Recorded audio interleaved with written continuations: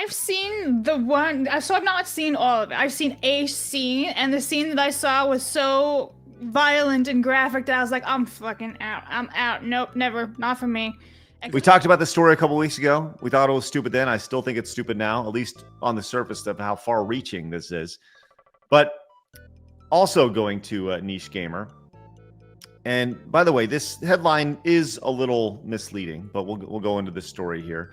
As Democrats have blocked a bill, says to ban Goblin Slayer and other anime in Texas. Okay. Now, without reading through this whole story from Niche Gamer, this was I got this over on X. This is Democrats have blocked a controversial bill that would make watching Goblin Slayer a felony here. I hate Goblin Slayer. Well, this person says, Grok, is that true? And they say the claim that Democrats blocked the GOP bill watching Goblin Slayer, making watching Goblin Slayer a felony is likely false. Texas Senate Bill 20, which aims to criminalize obscene visualized material, including cartoons, is still pending in the House committee, not blocked.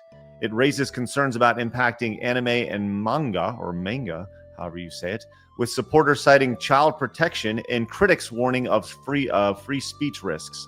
No evidence confirms the bill targets Goblin Slayer specifically. So, this is a bill that was put together. It's all under the idea of we're going to do what's right for children, and in where I live in particular, like children, like you don't fuck with kids, right? And anything you do to give kids a better life, that's a good thing, right? And sometimes what happens with these bills is they may not start or intend to be overreaching, but when you look at the language, you go, oh, okay, that's where the slippery slope is right here. And you can see where the slippery slope lies, and then you get into some crazy situations. Like they may not have been intentionally done that way, but they can be interpreted that way, and that's how we get, Chaz, up in Seattle or whatever, the Chaz Chop thing where they're like, well, technically, and that's kind of the issue with this. So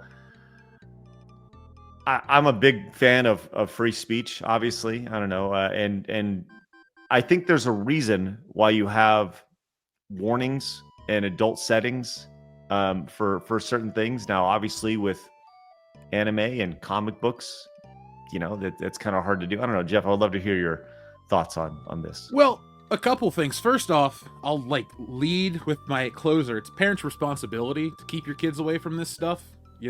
Around the world, animation and comic books aren't for kids. It's an American setting that we have here. Because if you go to Japan or Italy or France, their comics, their art isn't really just for kids. Especially with Japan, was it post-World War II? They were trying to rebuild, so their art and their movie industry is non-existent essentially for a while, so animation was their way to tell stories, and it doesn't matter if it's for kids or not. Hell, even go back to Warner Brothers cartoons of the 40s. They're the things that would play before movies. They're not really for just kids. They're kind of something before a movie. So I think, while I agree you gotta protect people, I mean, this is really dumb. What, all of a sudden am I gonna log into Crunchyroll and Lupin the Third's gonna be gone because, well, there's tits in it, and that's offensive by this Bill 20? I think they need to really readjust and I don't know, take the steps, because it's a slippery slope, and once we lose this art form, then it's comics, then it's games, because you got all these weird people on the internet, like we just talked about with Korea. Oh, we can't have the big boobied women because of this, so a bill will be introduced and they start wiping stuff out, and then people are just going to want this and want it even more. And then what happens if it goes backwards? Well, we can't watch this version of this cartoon because somebody gets their head chopped off, or this or that, and it's gonna really just ruin everything. So I hope the bill goes away. I can't see any value of it. Well, the bill, as I mentioned, the slippery slope nature of this is, I think, what most people are very concerned about. And you can see, to recap, SB number 20 was introduced under the guise of combating child porn, but the actual text of the bill makes it clear it goes much further than that. In its own words, it would create a new state offense for the possession or promotion of obscene material that appears to depict a child younger than 18, regardless of whether the depiction is of an actual child, cartoon, or animation, or an image created using an AI application or other computer software. Furthermore, An offense under this section is a state jail felony, directing first-time offenders convicted under the law to a minimum of 5 years in prison simply for owning or viewing such material. As many pointed out, this would ban any anime in which a character under 18 is shown topless, regardless of context. Of course, it would also criminalize controversial anime such as Goblin Slayer, which depicts but does not condone sexual violence against a girl. Yet now, Democratic opposition in the House have temporarily blocked the bill from reaching the governor's office. The bill was stalled May 1st. While the censorship bill unanimously passed the Texas Senate, the Texas House of Representatives was always considered to be a harder hurdle to cross due to its bipartisan makeup. So anyways, it should be noted that the bill is not dead, only stalled, and may eventually pass through budget reconciliation or other means. Niche Gamer will continue to cover. Blah, blah, blah. The only thing I wanted to add real quick is, like, yeah, I'm all about protecting that stuff. But, like, if you watch, like, Dragon Ball Z or something that's old, something that might have, been around for decades, retroactively, is that going to become a crime? Because, what about is it violence or is it just the sexual stuff? Because if there's violence towards it, like, again, we'll use Dragon Ball Z. They're kids. Gohan's a kid fighting. He gets beat up. I don't really want to watch anybody really get hurt, but I like cartoons. I like that stuff. Art forms from all around the world. Well, and that goes back to, it creates a new state offense and with possession of obscene material, right? So, like, what does that mean? Obscene material is very, is it violence? Is that sex? What does that mean? Does that mean someone under 18 is saying naughty words or has not, like, what obscene is a very, it's a gray, what's obscene to me may not be obscene to you, right? What's obscene to Blabs is a lot different than me. And that's why the gray area exists. And that's why people are pushing back on this. And I think, honestly, rightfully so. I think that's totally fair to push back on this and to have clear boundaries here. As Cladix says, sometimes conservatives are dumb. Freedom on every weapon imaginable, but not the media adults consume.